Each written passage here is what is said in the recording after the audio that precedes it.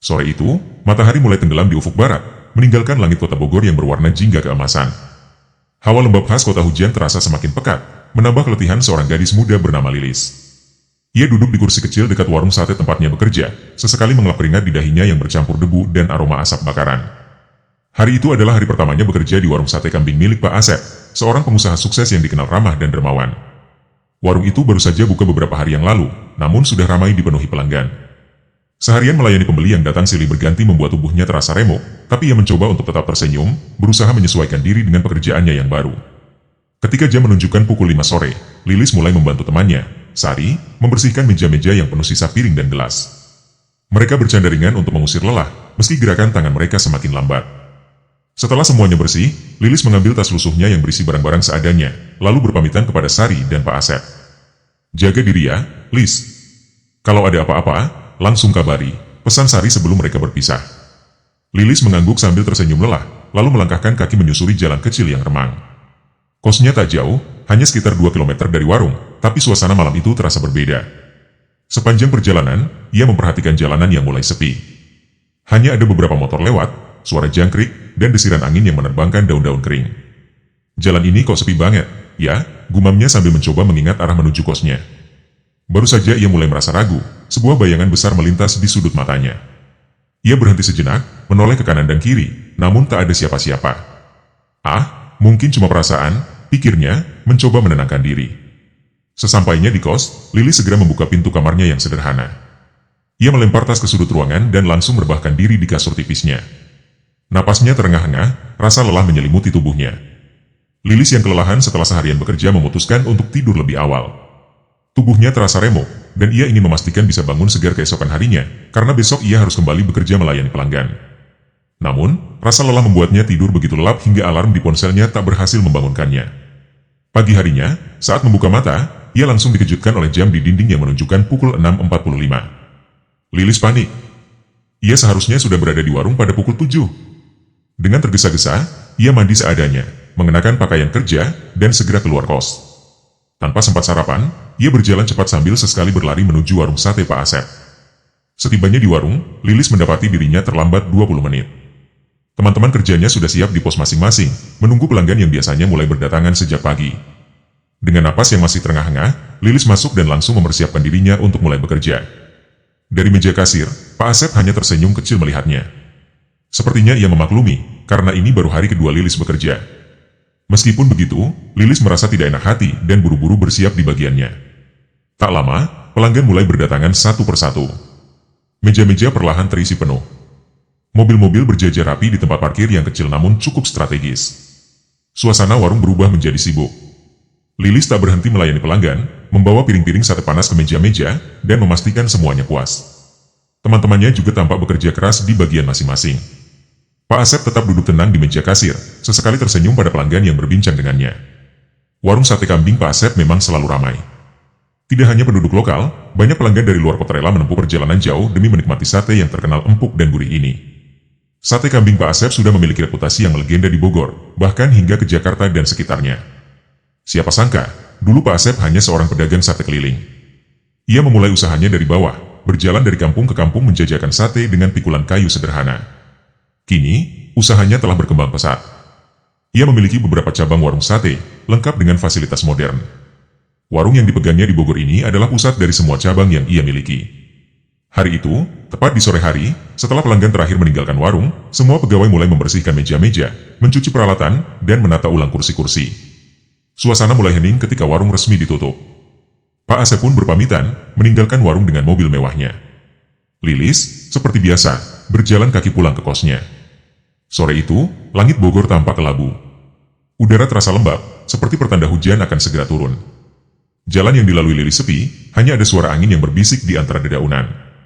Ia melangkah perlahan, merasa lelah namun lega setelah menyelesaikan hari kerja yang panjang. Namun, entah kenapa, setiap kali ia menengok ke arah belakang, ia merasa seperti ada yang mengawasi dari kejauhan. Hari-hari berlalu, dan sudah sebulan Lilis bekerja di warung sate Pak Asep. Ia mulai terbiasa dengan ritme pekerjaan, meski setiap harinya tubuhnya selalu lelah.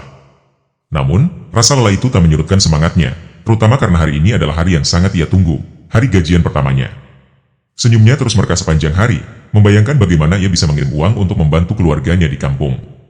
Sore itu, setelah semua pekerjaan selesai, satu persatu karyawan dipanggil oleh Pak Asep ke ruangannya untuk menerima gaji. Ketika nama Lilis dipanggil, ia merasa jantungnya berdebar, bukan karena takut, melainkan karena perasaan bahagia dan haru. "Silakan masuk, Lilis," ujar Pak Asep dengan senyum ramahnya. Pak Asep, seperti biasa, terlihat gagah dengan pakaian rapi dan aroma khas parfum mahalnya. Di meja kerjanya terdapat tumpukan amplop yang tampaknya berisi gaji untuk para karyawan. Saat Lilis masuk, Pak Asep menatapnya dengan penuh penghargaan. "Kerja kamu bagus, Lilis. Saya senang punya karyawan seperti kamu," kata Pak Asep sambil menyerahkan amplop gaji. Mata Lilis berbinar. Ia membungkukkan badan sedikit sebagai tanda hormat dan berterima kasih. Setelah berbasa-basi sejenak, Lilis berpamitan. Pak Asep hanya tersenyum, mengangguk, dan kembali tenggelam dalam pekerjaannya. Dalam perjalanan pulang menuju kos, Lilis merasa sangat bersyukur.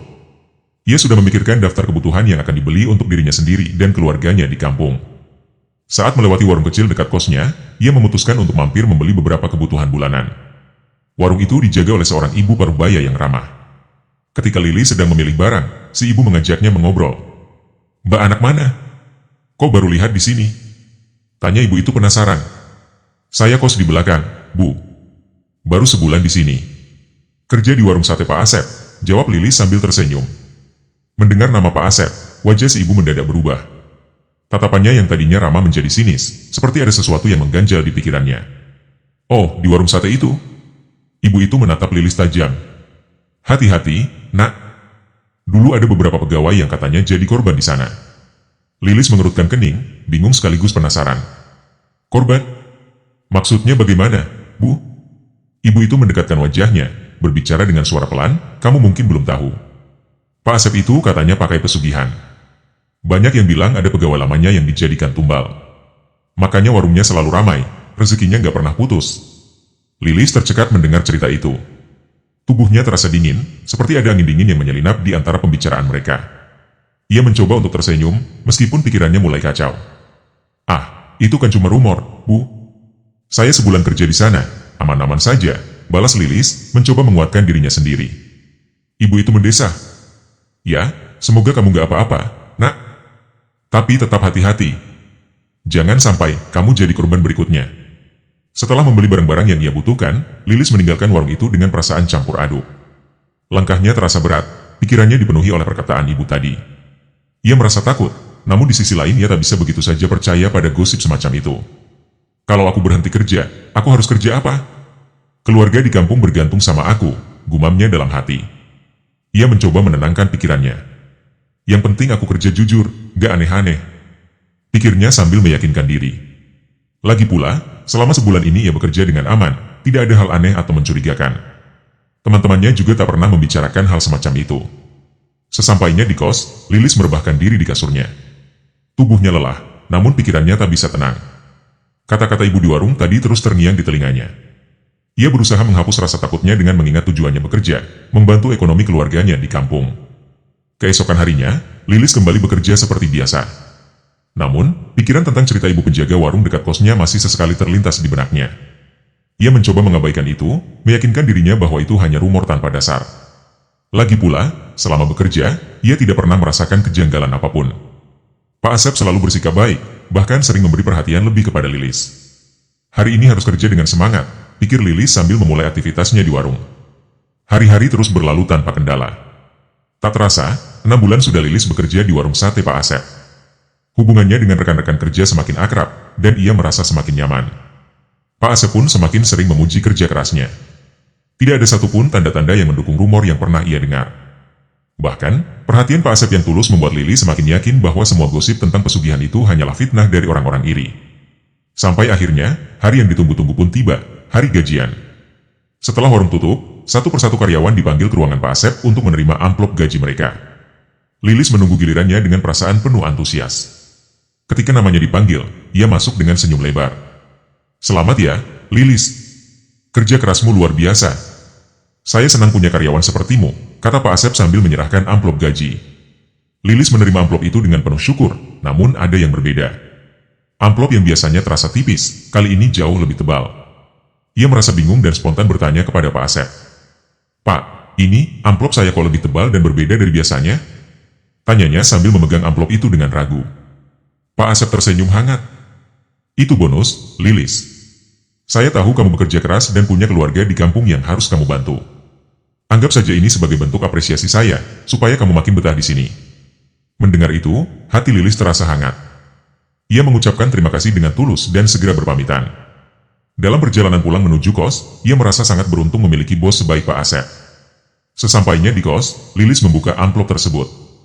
Ia terkejut saat mendapati uang di dalamnya berjumlah 12 juta rupiah, jauh lebih banyak dari gajinya yang seharusnya hanya 3 juta rupiah. Tangannya bergetar antara terkejut dan bahagia. Ini rezeki besar. Aku bisa bantu orang tua lebih banyak, nabung, dan beli barang-barang yang dulu cuma ada di angan-angan, gumamnya sambil tersenyum lebar. Lilis segera merencanakan apa yang akan ia lakukan dengan uang itu.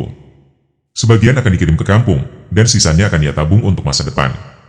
Ia merasa sangat bersyukur dan semakin yakin bahwa gosip tentang Pak Asep hanyalah kebohongan belaka. Orang-orang itu pasti cuma iri sama Pak Asep. Beliau sukses karena kerja keras, bukan karena hal-hal aneh, pikir Lilis sambil tersenyum puas. Malam itu, rasa bahagia membuat Lilis memanjakan dirinya. Ia membeli makanan enak, pakaian baru, dan beberapa barang lain yang dulu hanya bisa ia impikan. Bagi seorang gadis muda yang merantau dan hidup sederhana, malam itu adalah momen kemenangan kecil yang sangat berarti. Namun, di tengah kegembiraannya, Lilis tak sadar bahwa ia perlahan mulai melupakan peringatan dari ibu penjaga warung. Kebaikan Pak Asep, bonus besar, dan kenyamanan bekerja di sana membuatnya menepi semua kekhawatiran. Beberapa hari berlalu sejak Lilis menerima amplop gaji yang tak biasa. Tepat seminggu setelah itu, ia menjalani aktivitas seperti biasanya. Sepulang kerja, Lilis merasa lelah dan ingin segera beristirahat. Namun, malam itu ada sesuatu yang berbeda. Saat ia sedang menata barang-barangnya di kamar kos, ia merasa ada bayangan hitam melintas di sudut matanya. Ia menoleh cepat, tapi tidak ada siapa-siapa. Udara di dalam kamar terasa semakin dingin, dan tiba-tiba tercium aroma bunga melati yang samar. Bau itu muncul dan menghilang beberapa kali. Suasana yang awalnya biasa saja mendadak berubah. Malam terasa lebih sunyi dari biasanya, bahkan suara kendaraan dari jalanan pun seperti menghilang. Lilis mulai merasa tidak nyaman. Mungkin aku cuma terlalu lelah, gumamnya, mencoba menenangkan diri. Namun, rasa takut tetap menghantuinya. Lilis memutuskan untuk tidur lebih awal, berharap esok ia akan merasa lebih baik. Sayangnya, malam itu ia bermimpi buruk. Dalam mimpinya, ia melihat sosok besar berwarna hitam dengan mata merah menyala. Sosok itu berkepala monyet, memiliki taring tajam, dan tubuhnya dipenuhi bulu kasar. Makhluk itu mendekat, suaranya berat dan menggelegar. "Kamu akan mati, Lilis," katanya sebelum menghilang dalam gelap. Lilis terbangun dengan keringat dingin membasahi tubuhnya. Namun, saat itu alarm ponselnya berbunyi, menandakan pagi telah tiba. Ia menghela napas lega, menyadari bahwa itu hanyalah mimpi buruk. Cuma mimpi, gumamnya, mencoba mengusir rasa takut. Ia segera mandi dan bersiap untuk bekerja. Di warung, ia menjalani tugas seperti biasa tanpa bercerita kepada teman-temannya tentang mimpi itu. Gak penting juga cerita soal mimpi. Mungkin cuma pikiran jelekku saja, pikirnya. Namun, malam berikutnya, mimpi yang sama kembali terulang. Sosok hitam besar dengan mata merah itu muncul lagi, mengucapkan kalimat yang sama, "Kamu akan mati, Lilis." Hari itu, saat bekerja, Lilis mencoba melupakan mimpi-mimpi buruknya. Namun, tiba-tiba aroma bunga melati yang samar itu tercium lagi, kali ini lebih kuat. Kepala Lilis mendadak pusing, pandangannya kabur, dan tubuhnya terasa lemas. Sebelum sempat mengatakan apa-apa, ia jatuh pingsan. Teman-temannya panik dan berusaha membangunkannya. Beruntung, setelah beberapa menit, Lilis sadar kembali meskipun masih merasa pusing. Melihat kondisi itu, Pak Asep memerintahkan Lilis untuk pulang dan beristirahat di kos. Awalnya, Lilis menolak. Ia tidak ingin meninggalkan pekerjaannya, tapi Pak Asep dan teman-temannya memaksa. "Istirahat saja, Lis." "Jangan dipaksakan," kata Pak Asep dengan nada tegas namun lembut. Dalam perjalanan pulang, Lilis merasa tubuhnya semakin lemas. Ia mampir ke warung kecil milik ibu yang pernah memperingatkannya dulu untuk membeli obat. "Loh, kenapa jam segini sudah pulang, Mbak?" tanya ibu itu heran. Lilis menjawab singkat, "Gak enak badan, Bu." Ibu itu mengangguk, tapi raut wajahnya terlihat khawatir. "Istirahat yang cukup, ya," katanya sambil menyerahkan obat. Setibanya di kos, Lilis langsung meminum obat dan merebahkan diri di kasur. Ia tertidur hampir seharian, hanya beberapa kali terbangun untuk minum air, lalu tidur lagi. Namun, malam itu mimpi yang sama datang lagi. Sosok besar hitam berkepala monyet itu kembali muncul, mengucapkan ancaman yang sama. Ketika Lilis terbangun, hari sudah pagi. Tubuhnya terasa lebih segar, meskipun pikirannya masih dihantui oleh mimpi buruk itu. Ia memutuskan untuk tetap bekerja, mencoba mengalihkan pikirannya dengan kesibukan. Namun, selama bekerja, aroma bunga melati terus menghantuinya. Bau itu muncul tiba-tiba, meskipun tidak ada bunga di sekitar warung. Kadang-kadang, Lilis juga merasa ada bayangan hitam yang melintas di sudut matanya. Setiap malam, mimpi buruknya terus berulang. Sosok menyeramkan itu semakin dekat dalam mimpinya, seolah ingin menyampaikan sesuatu. Lilis mulai merasa takut, namun ia masih berusaha meyakinkan dirinya bahwa semuanya hanya kebetulan. Hari-hari berlalu, namun kondisi Lilis semakin buruk. Ia merasa sesak di dadanya, tubuhnya semakin melemah perlahan. Tepat pada hari ketujuh, saat ia hendak tidur, suasana di kosnya terasa mencekam dan aneh. Suara angin yang biasanya sejuk malah terasa menekan. Jam demi jam berlalu dengan keheningan yang sangat berbeda dari malam-malam sebelumnya. Hingga akhirnya, jam menunjukkan pukul 12 malam, dan Lilis terlelap dalam tidur yang berat. Malam itu, mimpinya terasa begitu nyata. Sosok makhluk besar dengan mata merah kembali mendatanginya. Ia mendekat dengan langkah berat, dan Lilis yang terjaga dalam ketakutan hanya bisa terpaku, tubuhnya terasa kaku. Lilis, suara makhluk itu terdengar mengerikan. Lilis merasa dadanya semakin sesak, tubuhnya panas, dan jantungnya berdebar kencang. Ia tak bisa melawan. Makhluk itu meraih tangannya, dan Lilis hanya bisa menurut, tak mampu menggerakkan tubuhnya. Aku ingin mengajakmu hidup di dunianya, menjadi budakku, karena kamu telah menjadi tumbal yang diberikan oleh bosmu, Pak Asep, ujar makhluk itu, suaranya menggetarkan hati. Lilis merasa begitu takut. Ia tak mengerti apa yang dimaksud, namun hatinya penuh dengan ketakutan. Perlahan mereka berjalan, menyusuri kegelapan yang semakin dalam. Tiba-tiba, di balik bayang-bayang, muncul sosok nenek-nenek yang terlihat tua namun memiliki aura yang sangat kuat. "Kemana kau bawa gadis ini?" tanya nenek itu dengan suara lembut namun penuh kekuatan. Makhluk itu terkejut dan menoleh. "Dia akan menjadi budakku," jawab makhluk itu gemetar. Nenek itu melangkah maju dengan tegas. "Lepaskan cucuku, dia tidak akan pernah menjadi budakmu." Makhluk itu tampak ketakutan. "Tapi dia sudah diserahkan kepadaku oleh Asep." Nenek itu tidak tinggal diam. "Jika kau berani membawanya, aku tidak akan segan-segan untuk memusnahkanmu dan pemilikmu." Mendengar ancaman itu, makhluk itu mulai gemetar. Tak lama kemudian, dengan cepat ia melepaskan tangan Lilis dan menghilang ke dalam kegelapan. Nenek itu menatap Lilis dengan penuh kasih sayang, kemudian berbicara dengan lirih, "Berhati-hatilah dengan Asep, gadisku. Jauhilah dia dan usahanya." Tanpa penjelasan lebih lanjut, nenek itu pun menghilang. Lilis terdiam, merasa bingung dan pusing. Pandangannya semakin gelap, dan ia merasa seperti ada sesuatu yang keluar dari dalam dirinya. Beberapa saat kemudian, ia terbangun, dan pagi telah menyambutnya. Tubuhnya terasa segar, seolah segala kekuatan yang mengekang dirinya telah hilang. Lilis yakin bahwa mimpi malam itu adalah kenyataan. Apa yang dialaminya bukan sekadar mimpi, melainkan peringatan yang harus ia hadapi. Hari itu, ia memutuskan untuk berhenti dari pekerjaannya. Ia tahu bahwa Pak Asep tidaklah seperti yang ia kira. Kebaikan yang ditunjukkan Pak Asep ternyata memiliki timbal balik yang mengerikan. Lilis pergi ke warung untuk berpamitan. Namun, saat ia sampai di sana, ia diberitahu oleh teman-temannya bahwa Pak Asep jatuh sakit pagi tadi dan segera dilarikan ke rumah sakit. Tanpa banyak berpikir, Lilis memutuskan untuk kembali ke kosnya, mengemas barang-barangnya, dan pulang ke kampung halamannya. Meskipun perasaan takut masih menghantui, Lilis merasa lebih lega. Ia akhirnya bisa bebas dari cengkraman Pak Asep dan kembali ke kehidupan yang lebih aman. Setelah kejadian malam itu, Lilis merasa ada banyak hal yang belum ia pahami. Ia terus memikirkan sosok nenek yang muncul dalam mimpinya dan membantu dirinya keluar dari cengkraman makhluk mengerikan itu. Siapakah sosok nenek itu? Lilis bertanya-tanya dalam hati. Kenapa dia mengatakan, "Cucuku"? Mungkinkah dia, nenekku yang sudah lama menjaga aku tanpa kusadari? Pertanyaan-pertanyaan itu terus berputar dalam pikirannya.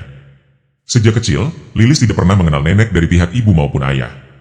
Keduanya sudah lama meninggal saat Lilis masih kecil, dan ia hanya bersama orang tua dan adiknya di kampung. Namun, dalam mimpinya, nenek tersebut seperti mengenalnya, seperti seseorang yang telah lama ada dalam hidupnya. Lilis meraba-raba perasaannya. Ada sesuatu yang sangat familiar tentang sosok nenek itu, meski ia tidak pernah bertemu sebelumnya. Mungkinkah nenek itu adalah roh penjaga yang diturunkan untuk melindungiku? Pikirnya dengan ragu. Saat itu, Lilis merasa lebih dari sekadar peringatan tentang bahaya Pak Asep. Ia merasa ada sesuatu yang lebih besar, lebih kuat yang sedang mengamatinya, melindunginya. Namun, saat ia memutuskan untuk kembali ke kampung halaman dan melupakan semua yang terjadi, pikirannya tetap terbayang pada sosok nenek tersebut. Apakah nenek itu memang datang untuk menyelamatkannya, ataukah itu hanya ilusi dari pikirannya yang tertekan? Setelah sampai di rumah, Lilis menceritakan semuanya kepada orang tuanya. Orang tuanya hanya diam mendengarkan, lalu dengan lembut berkata, "Kadang-kadang, ada hal-hal yang tidak kita mengerti di dunia ini. Mungkin ada kekuatan yang lebih besar yang menjaga kita, lebih dari yang kita tahu." Lilis tidak bisa menjelaskan lebih lanjut, tapi ada perasaan tenang yang mengisi hatinya. Apapun yang terjadi, ia tahu bahwa ia tidak sendirian.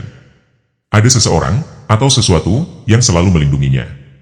Beberapa hari setelah kembali ke kampung, Lilis mulai menata kehidupannya. Ia mencoba melupakan semua kejadian mengerikan yang ia alami di Bogor. Namun, suatu siang, ia mendapat telepon dari Sari, teman kerjanya saat di warung sate Pak Asep. "Lilis, kamu masih ingat Pak Asep sedang sakit kan?" Suara Sari terdengar tegang di seberang telepon. "Tentu, kenapa memangnya?" Jawab Lilis dengan nada penasaran. "Pak Asep meninggal tadi malam," ucap Sari, suaranya bergetar. Lilis terdiam sejenak, hatinya langsung berdebar. "Meninggal? Kenapa? Apa yang terjadi?"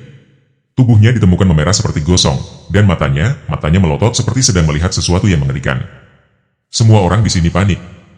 Warung mulai sepi, tidak ada lagi pembeli yang datang, sudah beda tidak seperti dulu, jelas Sari, suaranya dipenuhi rasa takut. Lilis tertegun mendengar kabar itu. Pikirannya langsung melayang ke malam kejadian di kosnya. Ia teringat sosok nenek yang menyelamatkannya dari makhluk itu, dan berkata bahwa ia tidak segan-segan memusnahkan makhluk tersebut beserta pemiliknya jika berani mengganggu Lilis. Apakah ini ada hubungannya dengan malam itu? Pikir Lilis, bulu kuduknya meremang. Apakah nenekku yang melakukannya? Apakah kekuatan nenekku benar-benar sekuat itu? Pertanyaan demi pertanyaan memenuhi benaknya. Ia mulai bertanya-tanya lebih jauh, sejak kapan nenekku menemani dan melindungiku? Kenapa aku baru menyadarinya sekarang? Sejak saat itu, Lilis mulai sering merasakan kehadiran sosok nenek tersebut. Dalam berbagai momen, seperti saat ia merasa cemas atau takut, ada hawa hangat yang menyelimuti dirinya, seperti pelukan lembut yang menenangkan. Lilis tidak pernah benar-benar mendapatkan jawaban atas semua pertanyaan itu. Namun, ia merasa yakin bahwa neneknya entah siapa dan dari mana asalnya akan selalu menjaga dan melindunginya dari segala bahaya. Malam itu, setelah mendapat kabar tentang kematian Pak Asep dari Sari, Lilis merasa gelisah. Ia memutuskan untuk bercerita kepada orang tuanya tentang mantan bosnya. Dengan raut wajah serius, Lilis mulai bercerita, "Pak Asep meninggal, Bu, Pak." Katanya tubuhnya gosong seperti terbakar, dan matanya melotot. "Aku nggak tahu kenapa, tapi aku merasa ini ada hubungannya dengan nenek." Mendengar cerita Lilis, kedua orang tuanya saling bertukar pandang. Ibunya menghela napas panjang, lalu berkata, "Nak, ada hal yang belum pernah kami ceritakan kepadamu." "Tentang nenekmu?" Lilis tertegun. "Nenek? Maksud ibu apa?" Tanyanya, penasaran. "Nenekmu, dulu, adalah seorang yang sangat mengerti hal-hal gaib. Banyak orang datang meminta bantuannya, entah untuk mengobati penyakit, melindungi diri, atau mengusir makhluk halus. Nenekmu sangat dihormati di kampung kita karena kemampuannya," jelas ibunya perlahan. Lilis mendengarkan dengan seksama, teringat samar-samar wajah seorang perempuan tua yang sering memeluknya ketika ia kecil. Aku kok nggak ingat, Bu? Waktu kecil aku sering sakit-sakitan, ya?" Ibunya mengangguk. "Iya, Lis, dulu kamu sering sakit, dan neneklah yang selalu menyembuhkanmu. Dia sangat sayang padamu. Ketika dia meninggal, aku yakin dia tetap ingin melindungi kamu, meskipun sudah tidak ada di dunia ini." Ayah Lilis menambahkan, "Nenekmu itu orang yang baik, Lilis. Tapi jangan pernah meragukan kekuatannya. Kalau memang ada yang berani mengusik kamu, aku yakin dia akan melindungi kamu dengan segala cara." Mendengar penjelasan itu, Lilis merasa bulu kuduknya meremang sekaligus hatinya terasa hangat. Ia kini yakin bahwa sosok nenek dalam mimpinya benar-benar nenek kandungnya yang tetap menjaga dirinya dari dunia lain. "Nenek, ternyata selama ini selalu ada untukku," ucap Lilis dengan lirih, air matanya mengalir pelan. Malam itu, setelah berbicara dengan orang tuanya dan mendengar kisah tentang neneknya, Lilis merasa emosinya campur aduk. Ia baru menyadari bahwa nenek yang selama ini ia pikir hanya kenangan samar dari masa kecilnya ternyata masih ada, menjaga dan melindunginya dari dunia lain. Ketika malam semakin larut, Lilis duduk di tepi ranjang di kamarnya. Pikirannya terus melayang, memikirkan momen-momen aneh yang pernah ia alami. Sambil menatap keluar jendela kaca kamarnya, ia tiba-tiba merasakan hawa hangat yang tidak biasa. Sejenak, ia terdiam. Matanya membelalak ketika ia melihat sosok seorang nenek berdiri di luar jendela, tersenyum lembut ke arahnya. Itu adalah nenek yang ia lihat dalam mimpinya. Sosok yang penuh kehangatan, tetapi juga memancarkan kekuatan luar biasa. "Nenek!" bisik Lilis dengan suara gemetar, campuran antara rasa haru dan kagum. Sosok itu tidak mengatakan apa-apa, hanya menatapnya dengan pandangan penuh kasih, seolah ingin mengatakan bahwa semuanya akan baik-baik saja. Beberapa detik kemudian, sosok nenek itu perlahan memudar dan menghilang, meninggalkan Lilis yang masih terpaku di tempatnya. Air mata Lilis mengalir pelan. Ia tidak merasa takut, melainkan dipenuhi rasa tenang yang luar biasa. Kini ia benar-benar yakin, neneknya selalu berada di dekatnya, menjaga dan melindunginya dari segala bahaya. Sejak saat itu, Lilis menjalani hidupnya dengan lebih percaya diri. Ia tahu, apapun yang terjadi, ia tidak pernah sendirian. Ada kekuatan dari orang-orang yang mencintainya, bahkan dari dunia yang tak kasat mata, yang selalu mengawasinya. Terima kasih sudah menonton video ini. Jangan lupa untuk like, komen, dan subscribe untuk mendapatkan update terbaru. Sampai jumpa di video berikutnya, dan tetap jaga kesehatan.